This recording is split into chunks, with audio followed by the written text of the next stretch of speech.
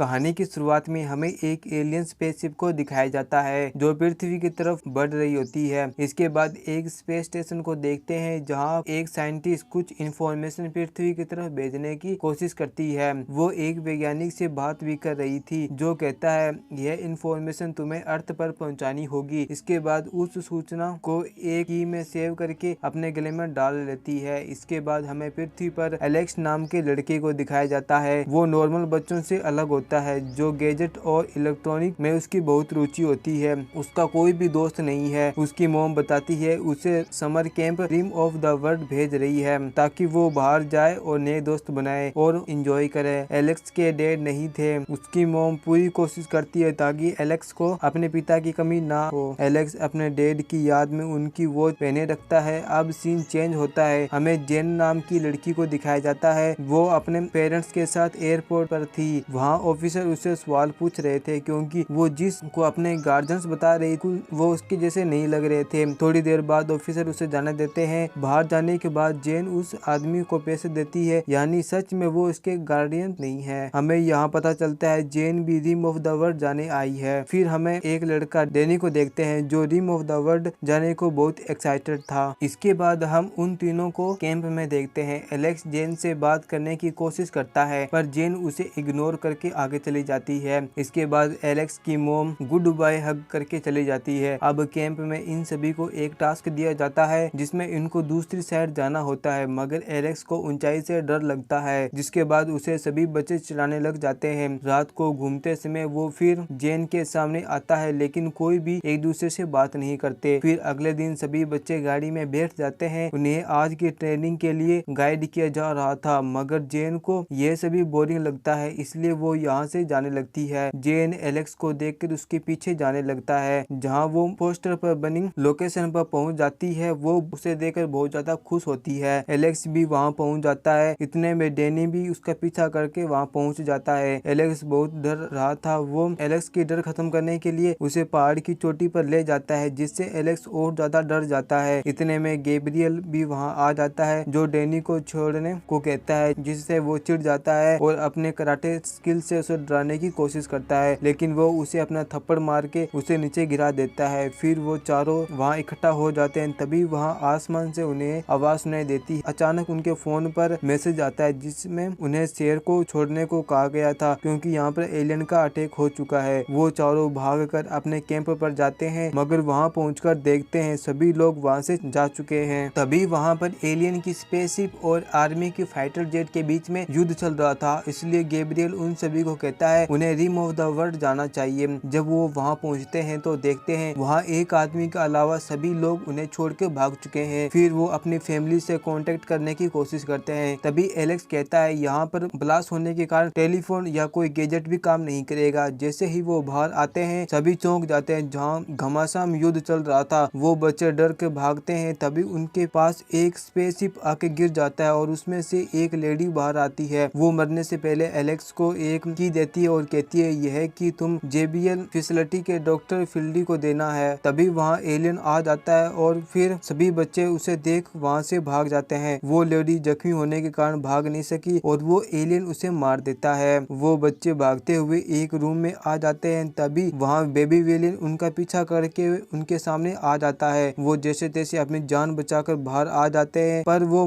Mother alien उनके पीछे पड़ जाती है। जेन और एलेक्स एक साथ वॉशरूम में छुप जाते हैं। गैब्रियल और डैनी एक साथ छुप जाते हैं। उनके अलावा वहाँ एक आदमी और था। वहाँ एलियन ने उस आदमी को देख लिया और उसे मार देता है। ये देख दोनों बच्चे डर जाते हैं और वहाँ से भागकर उस ह्यूमन एयरशिप के अंदर चले जाते हैं। वो जैसे ही दरवाजा बंद करते हैं तभी एलेक्स और जेन वहाँ पहुँच जाते हैं। तभी वहाँ वो एलियन भी आ जाता है। तभी डैनी स्पेसशिप को ऑन कर देता है जिससे आग जलने लगती है और वो छोटा एलियन भी मारा जाता है। तभी उसका मदर एलियन उन चारों को देख लेती है। वो उन बच्चों को मारने ही वाली थी। तभी वहाँ फाइटर जेट उस पर हमला कर देता है जिससे वो वहीं बेहोश हो जाती है। अब यह सभी वहाँ से भाग जाते हैं। ये हम पहली बार जेन को बोलते हुए देखते हैं। जेन उन्हें तीनों को थप्पड़ मार के कहती है हमें एक मिशन दिया गया, सबसे पहले हम इस की को डेबियल फैसिलिटी तक पहुँचाना होगा। वो सभी को कैंप में साइकिल लेने को बोलती है। इतने में एलेक्स कहता है मुझे साइकिल चलाना नहीं आता और सभी की मदद से एलेक्स साइकिल चलाना सीख जाता है, पर थोड़ी दूर जाकर वो नीचे गिर जाता है। जब सभी बच्चे उसे उठाने जाते हैं तभी उसकी नजर शहर पर जाती है जो पूरी तरह तबाह हो चुकी थी। वहीं हम दूसरी तरफ मदर एलियन को देखते हैं जो वापस उठ जाती है। इधर हम बच्चों को देखते हैं, वो बच्चे पुलिस स्टेशन आ जाते हैं। वहाँ अंदर जाकर देखते हैं, वहाँ कोई भी पुलिस ऑफिसर नहीं था। उन्हें अंदर एक क्रिमिनल दिखाई देता है। वो कहता है मुझे बाहर निकालो, मेरे बच्चे मेरा इंतजार कर रहे होंगे। जेन खुद जानती थी एक बच्चे अपने माता पिता के बिना नहीं रह सकता। वो चाबी वहीं फेंक कर चला जाता है, परंतु रास्ते में उन्हें सोल्जर्स रोक लेते हैं और एलेक्स उस की डिवाइस को उस कमांडर को दे देता है और ताकि उसे डेबियल के फैसिलिटी तक पहुंचाया जा सके। इसके बाद वो कमांडर खुश होकर उन्हें स्कूल बस पर बैठा देता है। जाते समय एलियन उन पर अटैक कर देता है जिसमें कमांडर घायल हो जाता है, जिससे कमांडर एलेक्स को वो की वापस कर देता है। वो बच्चे एक वॉकी टॉकी वहाँ से उठाकर जेबीएल फैसिलिटी तक पहुँचने की कोशिश करते हैं। ये एक जगह पर आ जाते हैं, तभी गैब्रियल नोटिस करता है ये वही जगह है जहाँ पर वो पहले आ चुके हैं। इसके बाद गैब्रियल उन्हें अपने घर बुलाता है। गैब्रियल अपनी कहानी सुनाता है, मैं जेल से केवल इस कैंप के लिए आया हूँ क्योंकि जिस दुकान में मैं काम किया करता था वहाँ का ओनर किसी गलत फहमी के कारण मुझे जेल में भिजवा दिया गया। सभी बच्चे रात को एक साथ ही रूम में सोते हैं। अगले दिन यह बच्चे को देखते हैं जो इस जगह से काफी दूर आ चुके हैं। चलते चलते यहाँ डैनी भी अपनी स्टोरी बताता है, मैं भी उतना अमीर नहीं हूँ जितना तुम लोग समझ रहे हो। दरअसल उसके फादर को बैंक से निकाल दिया गया। तभी उन्हें मशीन से पता चलता है वो बिल्डिंग हमारे आसपास ही है। ये सभी एक मॉल में जाते हैं ताकि अपने कपड़े चेंज कर सके। तभी